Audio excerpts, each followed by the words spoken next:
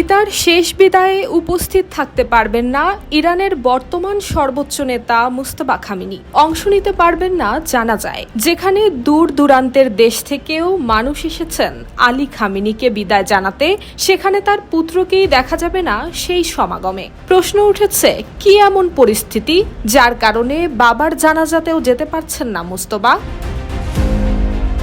এর পেছনে রয়েছে গুরুতর নিরাপত্তা উদ্বেগ। মুজতবা খামেনি ব্যক্তিগতভাবে বাবার জানাজায় অংশ নিতে এবং শোকাহত মানুষের পাশে থাকতে চান, তবে বর্তমান পরিস্থিতিতে নিরাপত্তা সংস্থাগুলো তাকে জনসম্মুখে না আসার পরামর্শ দিয়েছে। তাদের শঙ্কা, এখন বাইরে বের হওয়া মুজতবার জন্য বড় ধরনের ঝুঁকি তৈরি করতে পারে।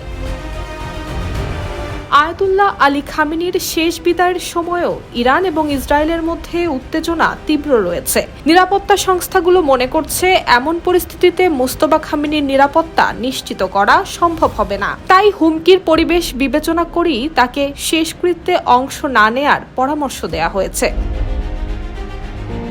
গত 28 ফেব্রুয়ারি ইরানের বিরুদ্ধে যুদ্ধ শুরুর প্রথম দিনই যুক্তরাষ্ট্র এবং ইসরায়েলের হামলায় নিহত হন তৎকালীন সর্বোচ্চ নেতা আয়াতুল্লাহ আলী খামেনি। আগামী 4 জুলাই থেকে ইরানের বিভিন্ন শহরে তার শেষকৃত্যের আনুষ্ঠানিকতা শুরু হবে। এরপর 9 জুলাই জন্মস্থান মাশহাদে তাকে দাফন করা হবে। যদিও দাফনের পরিকল্পনা প্রথমে মার্চ মাসে ছিল, যুদ্ধ দীর্ঘায়িত হওয়ায় তা স্থগিত করা হয়।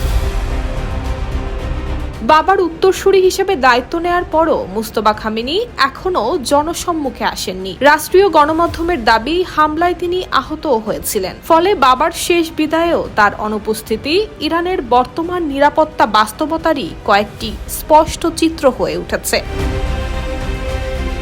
Desk report, Bangladesh bulletin.